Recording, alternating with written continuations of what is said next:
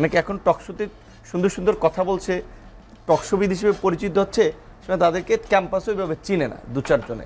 এখন তো হচ্ছে আমার সহকর্মীদের সাথে অনেকে আমরা একসাথে রাজনীতি করেছি, পরে আমাদের আলাদা হয়েছে। এখন যেভাবে ধরেন আমাদের কোনো ছাত্র নেতৃবৃন্দ ওই বিজেপির সভাপতিকে ফোন দিলে 50 লাখ টাকা দিয়ে দেয়, কিংবা কোনো ব্যাংকের চেয়ারম্যানের কাছে বৈষম্য বিরোধী আন্দোলন পরিচয়, নাগরিক কমিটি পরিচয়ে গেলে যে আপনার এই ব্রিফকেস ভরে পয়সা দিয়ে দেয়। ভিপি নূরের সময় তো এই রকমের পরিস্থিতি ছিল না যে ভিপি নূর বললে টাকা দেবে আর টাকা দিয়ে আমরা পোলাপান পালবো, বলতে গেলে রাজনীতিতে এটা। এরশাদ সাহেব তো ক্ষমতা থেকে দল তৈরি করেছিলেন, অনেক ছাত্র তারা কিনেছিলেন পয়সা এবং রাষ্ট্রীয় সুযোগ সুবিধা দিয়ে। এখনকার আমার সহকর্মীদের অনেকের সক্ষমতা আছে, তারা বিভিন্ন ব্যক্তিকে সুযোগ সুবিধাতে বসাইতে পারেন। ধরেন সিটি কর্পোরেশন উত্তরে, এই উত্তর দক্ষিণ সারা দেশে প্রশাসক বসাইতে পারবেন। তাহলে সে যদি কন্ডিশন দেয় তুমি আমার দল করবা, তুমি আমার রাজনীতি করবো, তোমার আমি প্রশাসক বানাবো, তাহলে সে আমার কাছে কোন দুঃখে আসবে?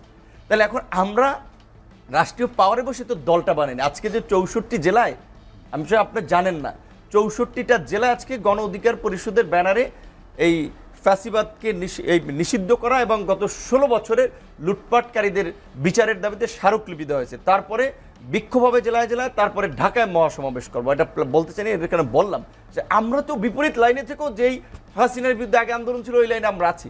কিন্তু আমি কোশ্চেনটা হচ্ছে আমার, আজকে এই বিপ্লবের দাবিদার ছাত্ররা কেন আপনার ফ্যাসিবাদ নিষিদ্ধে রাজপথে কর্মসূচি নেই? কিভাবে আওয়ামী লীগ রাস্তায় কর্মসূচি করে? এখন তারা দাবি করছে যে তারা বিপ্লবের ঝান্ডাদারী, অথচ আপনার যারা সহযোগী ছিল, এই যে এতগুলো সংগঠন, এত মানুষ, এখন ধরেন বললে অনেক অখুশি হবে এই আন্দোলনে। এই আপনার এখন তো গোয়েন্দা সংস্থাগুলো কিছুটা সরকারের প্রধান, আমাদের অনেক অ্যাক্সেস আছে। 19 তারিখ আমি গ্রেপ্তার হয়েছিলাম, অনেকের সাথে রেকর্ড শুনেন, সমন্বয়কদের সাথে কয়েকজনকে আমি চিনি ব্যক্তিগত, তাদের ডেডিকেশন আছে, বাট বাকি অনেককে তো আমরা চিনিও না। ডাকসু 28 বছর পরে ডাকসু নির্বাচনে সে যেটা বললো, আমরা তো কারোর সমর্থন, অফিসিয়াল সমর্থন নিয়ে আমরা নির্বাচন করে নিই। কোটা সংস্কার আন্দোলন 2018 সাল তো এটা পয়দা করেছিলাম আমরা, না হলে আজকে তুমি তো এই যে পরিপত্র 18 সালের পরিপত্র পুনঃবহালের দাবিতে আন্দোলন হয়েছে, এই আন্দোলনের সূত্রপাতটাও এই আমাদের নেতাকর্মীরা করে দিয়েছে। বলে আমরা চিন্তা করলাম এটা ব্রডার স্কেলে নেওয়ার জন্য সবার সম্পৃক্ততা দরকার, নন পলিটিক্যাল ব্যানার ক্রিয়েট করা দরকার। তো কাজী আমার কাছে বলছে যে এখন অনেকে নাই কেন, আমি তো তাদের সুবিধা দিতে পারিনি।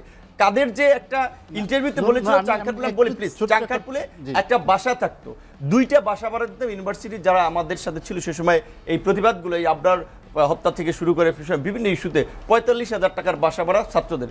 এখন তো ছাত্র কোনো নেতৃবৃন্দ তো আপনার এখন তো দেখা যায় 50-60 লাখ টাকার গাড়ি নিয়ে বেড়াচ্ছে, তার কোনো সরকারি দায়িত্ব নাই, কোনো ইয়ে নাই, সে সরকারি গাড়ি ব্যবহার করে বেড়াচ্ছে। পত্রিকা নিউজ হয়েছে না উপদেষ্টাদের গাড়ি ব্যবহার। তো আমি বলছি এটা আসলে মানুষের যে একটা হোপ ক্রিয়েট হয়েছিল, মানুষ একটা নতুন কিছু দেখতে চেয়েছিল। তো এই ছাত্র নেতৃবৃন্দ কিংবা এই আন্দোলনের যারা লিডার দাবি করে, তারা কি নতুন দিতে পেরেছে? তাদের চাল চলন কর্মকাণ্ডে জাতিকে নতুন কোনো আদর্শ দিক নির্দেশনা দিতে পেরেছে? পুরানো পথেই তো হারছে, সরকারে থাকো, টাকা বানানো, গ্রেপ্তার করা হলো। ডিবি শেষ পত্র পত্রিকা সে সময় বলেছে না ছাত্ররা নতুন দল করছে দেখি কি এত আলোচনা হচ্ছে তাদের? না আমরা ছাত্ররা, আমি বলছি দল আরো 10টা হওয়া দরকার। বিকজ এখন তো আওয়ামী লীগের মতো একটা শক্তিশালী প্রতিদ্বন্দ্বী দল মাঠে নাই। আওয়ামী লীগের যারা সহযোগী ছিল, ধরেন জাতীয় পার্টি, আরো এই অন্যান্য গ্রুপ নাই। এই ভ্যাকুয়ামটা ফিল আপ করার জন্য অনেক দল প্রয়োজন। আমরা তো চাই যে প্রতিযোগিতার মধ্যে দিয়ে গড়ে উঠুক। যেমন ধরেন আমাদের দলটা ছোট হতে পারে, আজকে 64 জেলার স্মারকলিপি দিলাম। বিএনপির বাইরে আর জামাতের বাইরে কয়টা দলের আছে 64 জেলার এই কার্যক্রমের সক্ষমতা? অতীতে যারা হয়েছে ওই পথেই কিন্তু যাবে। আমরা চাই না আমাদের নতুন প্রজন্ম ওই দিকে হাঁটে। আপনাকে আপনি শুনলেন যে আন্দোলন সংগ্রাম করে মানুষের মধ্য থেকে গড়ে ওঠা দল, যেটি সরকারের সুযোগ সুবিধা নিয়ে কিংস পার্টি হওয়ার প্রয়োজন নেই। যেটা উনি একটু আগে বললেন যে আসলে ছাত্ররা প্রত্যেকটা যে দাবি করেছে সবগুলোতেই ব্যর্থ।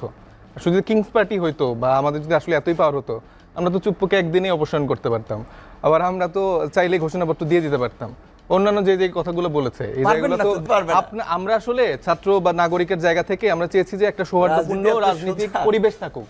সেইখান থেকে আমরা রাজনৈতিক দলগুলোর একটা মতামতের ভিত্তিতে আমরা চেয়েছি একটা ঐক্যমত হয়ে সবগুলো ডিসিশনে যাক। কিন্তু বিএনপি সহ বিশেষ করে বিএনপি আসলে আমাদের কোনো রকম সহযোগিতা করেনি। মুখে তাদের এক, ভিতরে মানে ঘোষণাপত্র সব বিষয়ে আমাদের সাথে দ্বিমত পোষণ করেছে। আমরা সেই জায়গা থেকে আসলে চুপ করেছিলাম। আমরা প্রতিটা বিষয়ে আমরা চেয়েছি দেশের মধ্যে আমাদের যে একটা বিভাজনের জায়গা তৈরি হচ্ছে সেটা তৈরি না করতে। সেই জায়গা থেকে আমরা প্রত্যেকটা ব্যাপারই আসলে ওই জায়গা থেকে চুপ ছিলাম, কিন্তু এখন আসলে আর চুপ থাকার সময় নেই। মানে বারবার যদি এই কাজগুলো করা হয়, ছাত্র নাগরিকের জায়গা থেকে আসলে আমাদের এখানে আওয়াজ তুলতে হবে। যে কোনো মানে বাংলাদেশের বিপক্ষে যায় এবং এই আন্দোলনের বিপক্ষে যায়, এই অভ্যুত্থানের আন্দোলনের স্টেটের জায়গা থেকে যদি এটাই বিপক্ষে না কেন, আমরা সেটার বিরোধিতা করব। এবং আরও অনেকগুলো ইস্যু চলে এসছে, আসলে একটু লম্বা সময় কথা বলতে পারলে ভালো হতো।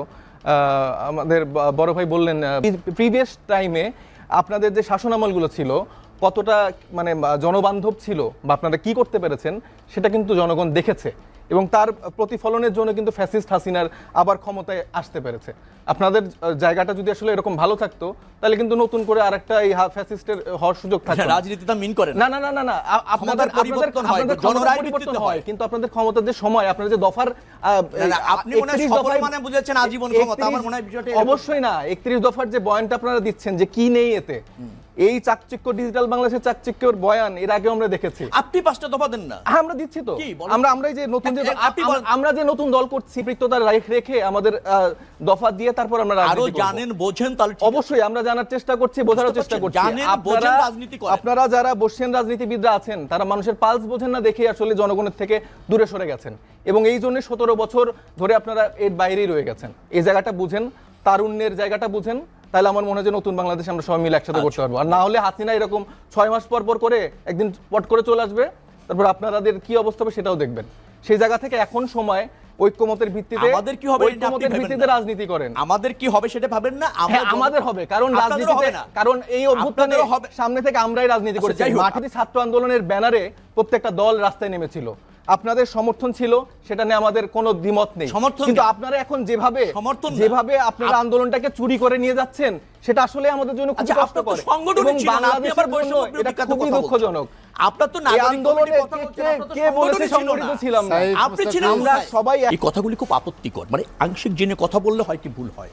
এদেশে বহুদলীয় গণতন্ত্র কারা প্রতিষ্ঠিত করেছে? বিএনপি করেছে, বাকশালে এর আগেও হয়েছিল, শেখ মুজিবুর রহমান নিজে করেছিলেন আওয়ামী লীগ ক্ষমতায় এসে। সংসদীয় পদ্ধতির সরকার কে করেছে? 92-তে বিএনপি ক্ষমতায় এসে করেছে। তত্ত্বাবধায়ক সরকার সংবিধানে প্রতিষ্ঠিত করে সেই তত্ত্বাবধায়ক সরকারের কাছে ক্ষমতা হস্তান্তর করে বাইরে এসে নির্বাচন করে বিরোধী দল কে হয়েছে? বিএনপি হয়েছে।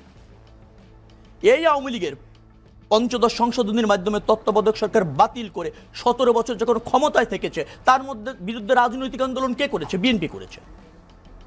বিএনপি করেছে। আমরা এও বলি যে এই যে বিএনপিকে যে অভিজ্ঞতা এবং বিএনপি যে সবচেয়ে জনপ্রিয় রাজনৈতিক দল, তাকে কথা বলতে হয় পারিপার্শ্বিকতা, বাস্তবতা এবং রাজনৈতিক পরিণতি, গ্লোবাল ভিলেজের বাংলাদেশের স্বার্থ বিবেচনা করে কথা বলতে হয়। এটা আবেগের কথা না।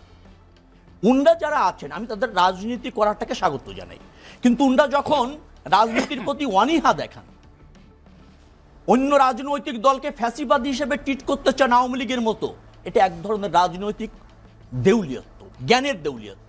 সেটা নিয়ে রাজনীতি করা যাবে না। আরো বিচক্ষণ হতে হবে, আরো প্রজ্ঞাবান হতে হবে। 31 দফা বাস্তবায়ন হবে না কেন? এটা অঙ্গীকার। আর 31 দফা জনরায়ের ভিত্তিতে ক্ষমতা গিয়ে বাস্তবায়ন করতে চাই, যদি সেটা না করতে পারি তারও পরিণতি আছে, এবং তার বিচারও জনগণ করবে। বাস্তবায়ন করতে পারবো না উনি বলার কে, আর উনি ভাবার কে? আর উনি ভাবলে জনগণ ভাবে। এভাবে দেশ বিনির্মাণে অবদান রেখেছি, আমরা কথা রাখবো না। আমরা কথা রাখবো না, উনি ভাবছেন।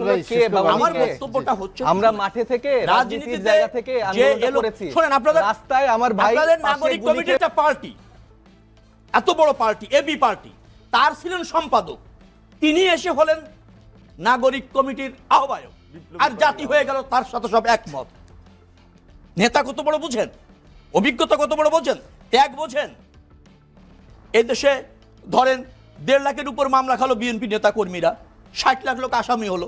আমি নিজে মনে করেন 9 বার জেলে গেলাম, 97 দিন রিমান্ড বলেছি, এটাকে 193 দিন জেল খাটলাম, প্রধান সমন্বয়কারী ছিলাম। কৌশল কি ছিল জানেন?